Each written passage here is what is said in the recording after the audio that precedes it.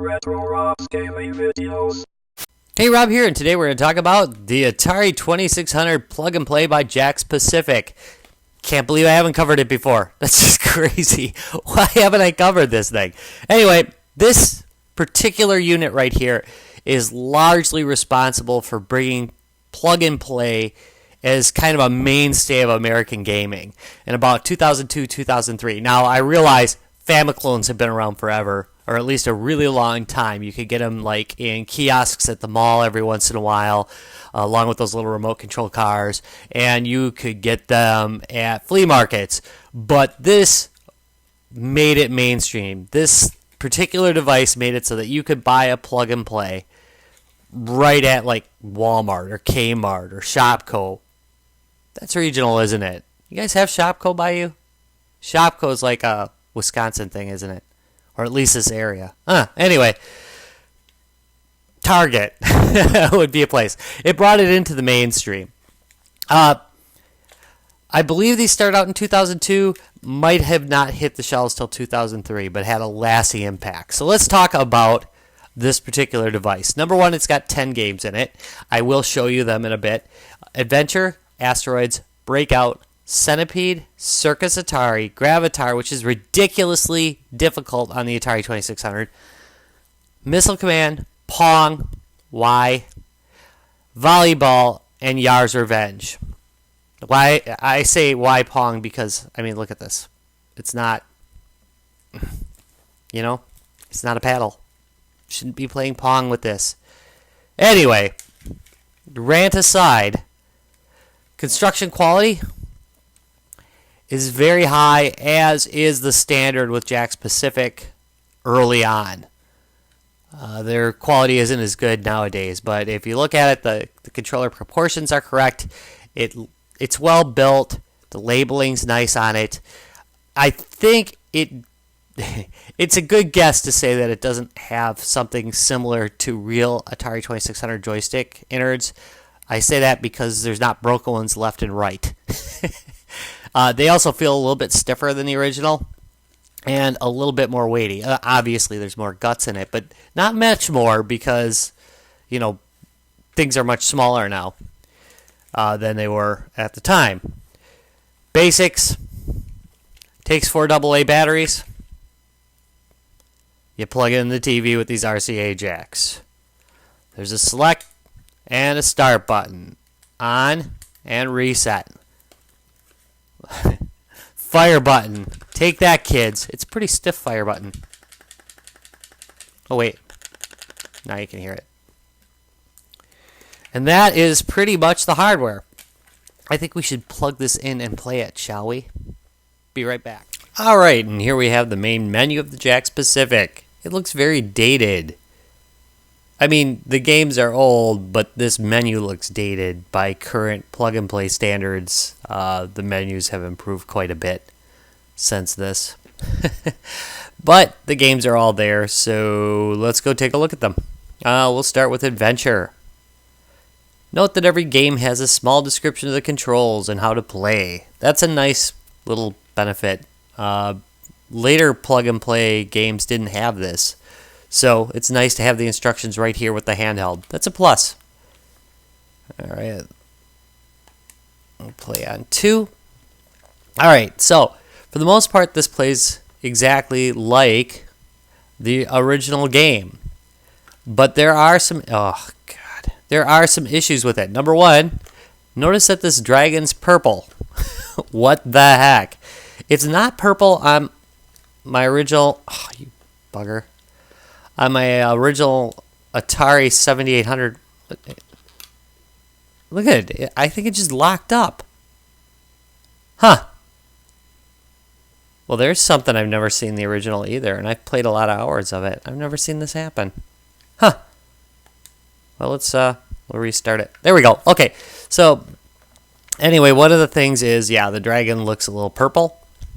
I wish he'd stay that way now. I'm not locked behind him. But number 2, if you get the magic dot and walk in the main hallway and cross cross through the wall there, I don't know if you've ever seen that procedure, but I think I do it think I did it in another video. I might have. If I didn't, you can look it up real quick. You can look up Magic Dot. That's what we used to call it. Or the Adventure Easter egg. But anyway, in this game, originally, you would go into that room and it would say created by Warren Robinette. If you do it in the Jakks Pacific version, it just says text. So they took that out.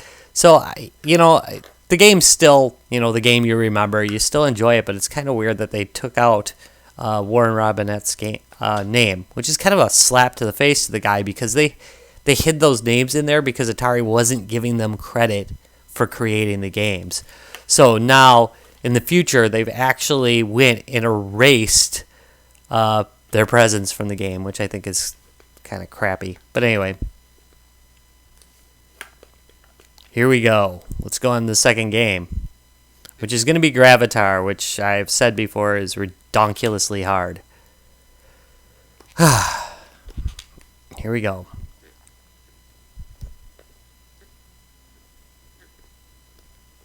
I'll avoid getting into a shootout here.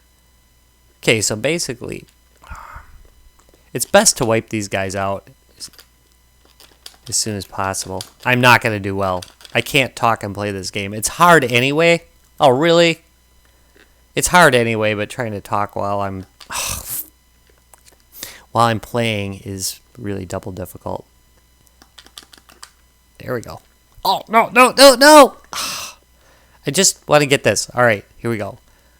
I'm on a safe part. Get out of here. Now what I have to do, slow down.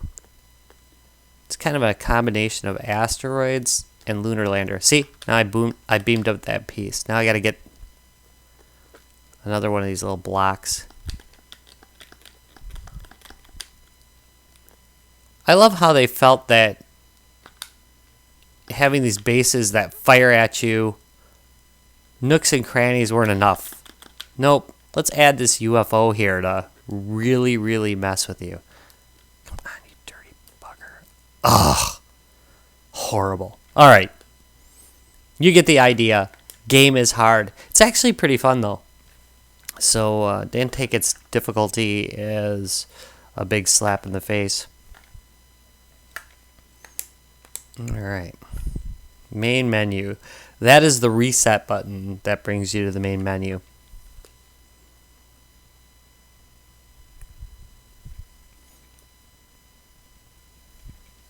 Asteroids. It is the asteroids you remember. We'll just play level 1. Doom, doom, doom, doom, doom, doom, doom, doom. Pew, pew, pew, pew. I've played hours upon hours. I've probably played more rounds of, or I've probably spent more actual time in this than I have Skyrim. I mean, we used to just while away days playing this game. Go over to a friend's house, it's raining out, boom. This is all we did all day. This particular game.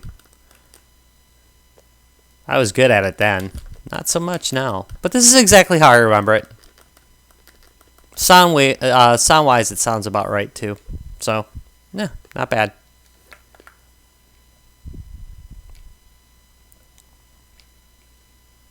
And now, Missile Command. This one also had hidden initials in it, but I don't know if they messed this one up or not. But the initials on this one are a little bit less famous.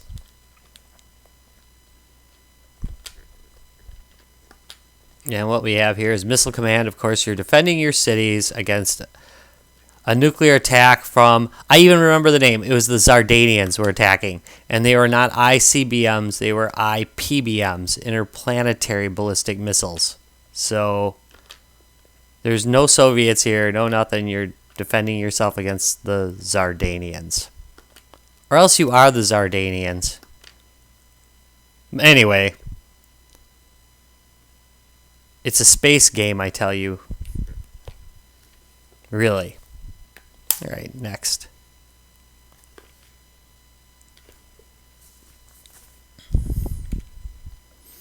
And here's the first one I kind of question them putting in.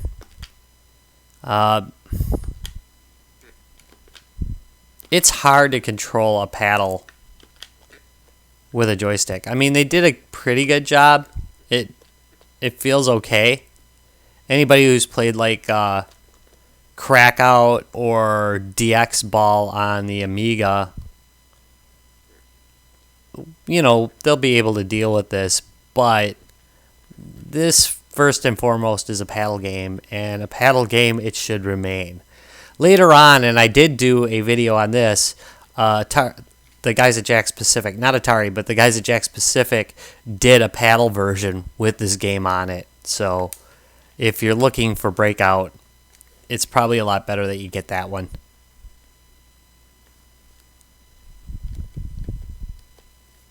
I want to pardon my English. My English is not really good today. Unfortunately, it's the only language I speak, so, you know, I've got no backup languages. All right, Pong. Suffers from the same thing. It's Pong. Oops.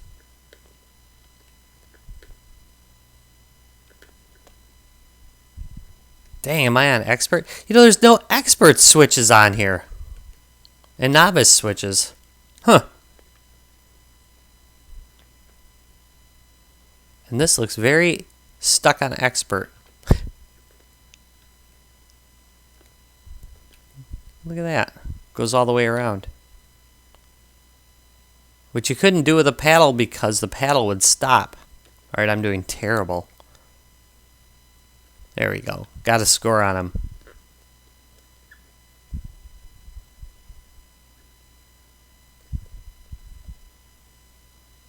Yay!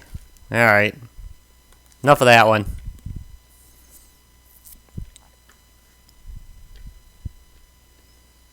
Here's Centipede. Centipede's not a very good port for the Atari 2600 either. I kind of question this one as well. Why they included this one. I didn't really like this port. They did a port of Millipede later, and it was much better. I mean, it plays okay, but if you look... I mean, come on. Did you really have to make the main character a block? It's okay in Adventure, where there's a lot of other stuff going on, but in this game, this just stinks of a quick port, and I'm kind of surprised that they included it. Again, there were definitely better versions done. And, yeah. Just kind of blah. Definitely not as good of a game as, say, Gravatar is. And as far as arcade ports go, this is right up there with Pac-Man. Not a very good port. I remember a lot of people got Centipede for Christmas and they weren't very happy with it either. Volleyball. Strange inclusion. If this is the one I'm thinking of, yeah, it's Real Sports Volleyball. Yeah, not bad. I actually enjoyed this game quite a bit.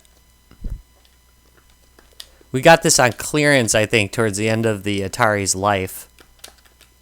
Actually, I think my uncle got it. No! Go. There we go. Yeah, believe it or not, this is... I haven't played it in probably 20 some odd years, and yeah, game's still fun. Yeah, I like it. If you're going to include a sports game, make it a good one. That's what I say. Apparently, Jakks Pacific feels the same way. Circus Atari. Good choice. I like this game. Pop the balloons and score points. Oh. Ah!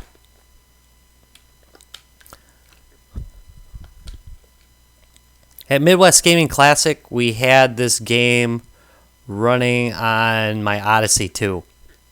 A little bit easier on the Odyssey 2, believe it or not. No! Pop some balloons. There we go. So basically, you try and pop all the balloons. I like this game. It's good. It's fun to play. Solid.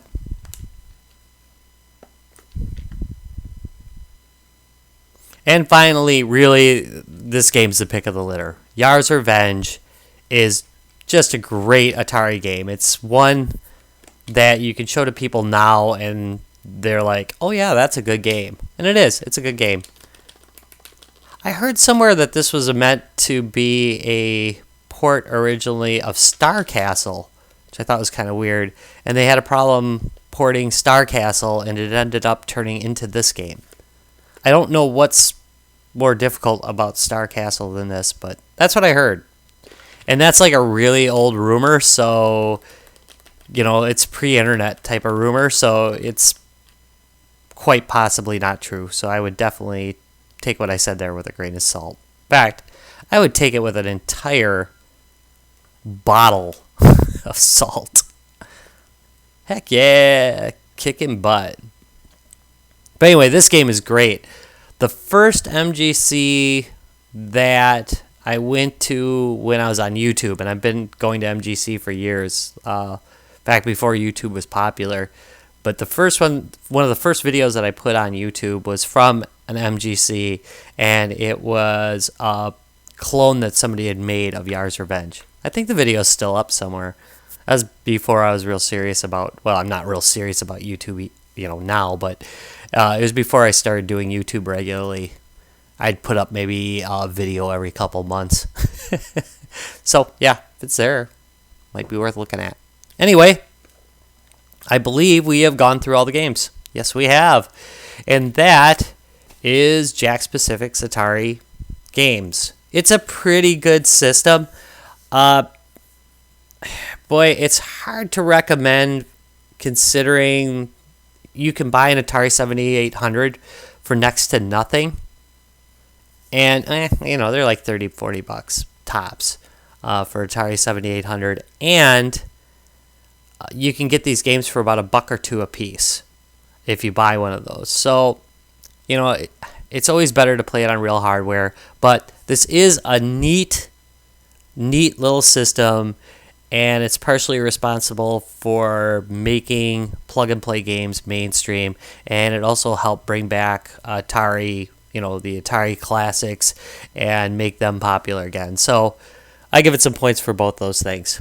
All right, well, thank you very much for watching. If you enjoyed this video, do me a favor, give me a thumbs up, and subscribe for more.